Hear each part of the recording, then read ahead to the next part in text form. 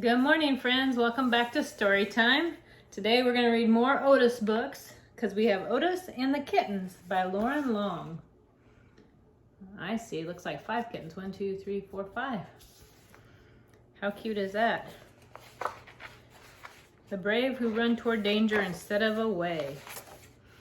What could that mean? It was hot and dry on the farm where the friendly little tractor named Otis lived. Otis couldn't remember the last time it had rained. Farmers all over the valley grew more anxious by the day. Water was in short supply, the ground was hard, and the corn stalks were half as tall as they should be. Otis spent his afternoons out in the sweltering fields with the farmhands baling hay. There we go, baling hay. Looks like a lot of hard work. Him and the yellow tractor are both out there. Once the load was full, with a puff and a chuff, Otis would pull the wagon into the old barn down by the bend at the mud creek, and the farmhands would use pulleys to lift each bale up into the loft where it could be stored for the long winter to come. When the sun had gone over the hill and the work was done, Otis was ready to sit in the shade and rest. But not Otis's friend the bull. Look at all the hay being stacked. The bull liked to stand in front of Otis and snort and snarl and huff hot air. 2 snorts, huff, and snarl. All the animals knew what that meant. The bull was charging Otis to a tug of war. Otis smiled. His friends were always eager to play, even after a long day of work. One duck would wound the end of the rope around the bull's horn, and another duck looped the end around Otis's steering wheel. And the animals each took sides, grabbing any way they could. Everyone pulled and tugged with all their might. Eventually, Otis would ease up a little. He didn't care about winning. He just liked having fun with his friends. Look at that. Goodness. One afternoon, when everybody was up under the shade of the apple tree, Otis spotted something moving in the field. It looked like an orange tabby cat. Where did she come from? Otis wondered. He watched as she ran toward the old barn, and then he saw something that caused an engine to sputter. A swirl of smoke. Oh no. Look if you see right there's a little tabby, and it looks like the barn's on fire. Oh no. Otis raced to the barn with the animals following behind. They discovered flames coming from the loft inside the barn. And the barn was filled with brittle, dry straw, and Otis knew it wouldn't take long for it all to burst into flames. And just then the tabby cat appeared in the barn window. With a puff and a puff and a chuffety puff, Otis rushed into the burning farm. See? Oh, and way up there. See the little kitty? Goodness. And there he goes, racing to save the kitty. Or the hay, or both.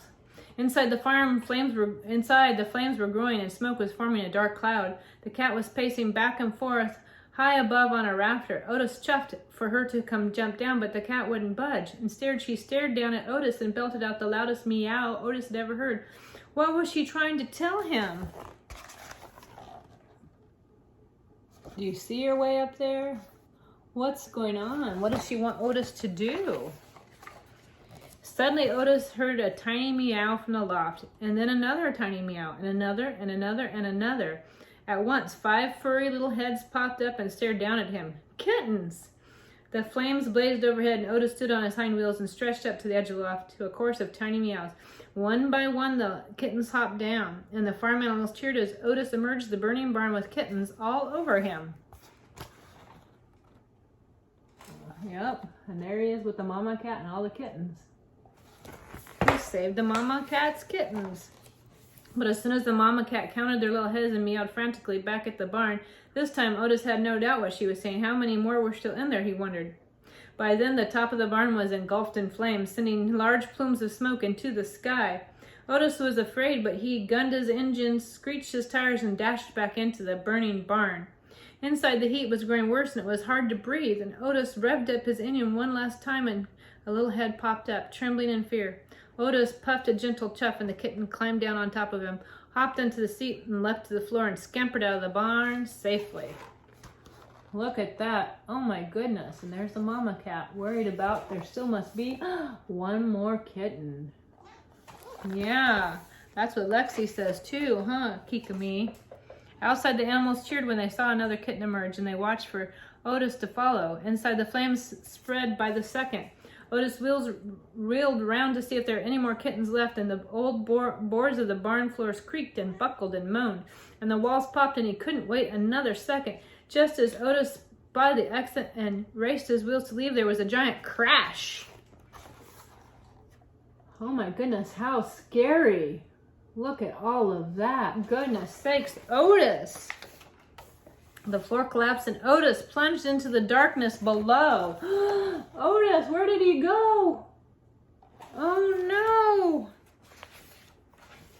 Outside, the animals held their breath, waited for their friend to emerge, and inside, Otis couldn't move. He'd fallen into a cluttered lower level of the old barn, and he was covered in dust and debris and broken planks. Stuck in the hole with fire raging above, Otis could hardly puff a breath. Then he heard the siren of Fire Chief Douglas and fire engine, and the farmer pulled up, and Otis heard him rounding up the animals. Help had arrived. He knew he'd be fine until he heard the Fire Chief Douglas holler. Look at poor Otis. What do you think Fire Chief Douglas hollered? Sorry, farmer, the creek's gone dry in the drought, and the water supply's too low to save the barn. As long as everyone's safe, we'll have to let her burn. Underneath the pile of broken boards and dust, Otis couldn't see a thing or move a gasket, and his heart sank deeper inside his engine. Oh no! There's everybody but Otis. And even the mama cat and her kittens. Where's Otis? Who's gonna save Otis?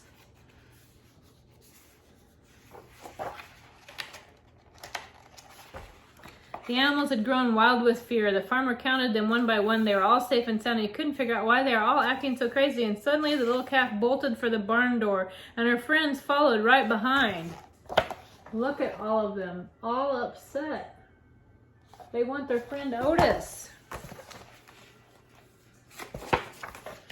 Inside the fiery barn, they spotted Otis stuck down in the hole, covered with dust and boards. His engine was barely running. How would they ever get him out? Look at that big hole and surrounded by fire. What are they going to do to get Otis out? The bull looked at the rafters and down at Otis, and he stood in front of the hole in the floor and snorted and snarled and huffed hot air. 2 snorts, a snarl, and a huff. The animals knew what that meant. The one duck grabbed the pulley rope and wound it around the bull's horns. Another duck flew into the hole and hooked it to Otis's steering wheel. The bull snorted and tugged and snarled and pulled, but Otis didn't budge. Oh no! He's trying with all of his might.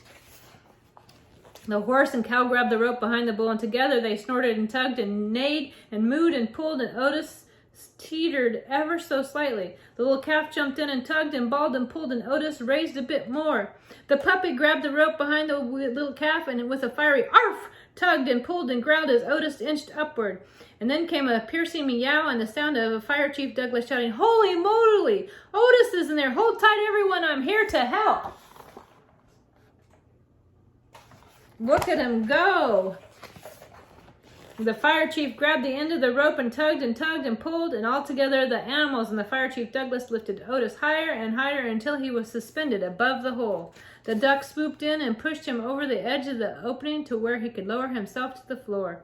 Together, everyone pulled the dust and ash-covered tractor out of the burning fire just as parts of the barn began to fall. Goodness gracious, look at that. Oh my goodness. And everybody's helping. Even the mama cat was helping. Then the Fire Chief Douglas and his men hosed off Otis and wiped down his frame. The cool water revived Otis, and everyone cheered when they heard the paint puff, puff, puffity chuff. It was music to their ears. The kittens jumped on top of Otis and crawled all over him. And Fire Chief Douglas laughed and said, "Farmer, what say we adopt these kittens and their mama? They make mighty fine addition to our firehouse family." Otis puffed a happy chuff. He couldn't think of a better home for his new friends. The end. Aw, look at that. Everybody's safe and sound and happy. Yay, Otis. So that was Otis for today. And I thank you for watching me, and I hope you'll come back and join for some more. If you have any suggestions, leave a comment below with the name of the book and the author, and I'll see if I can find it. If you're new to my stories, I like to read children's stories and other stories. And I'm happy to have you join me as a friend and listen. So I hope you have a great day, friend.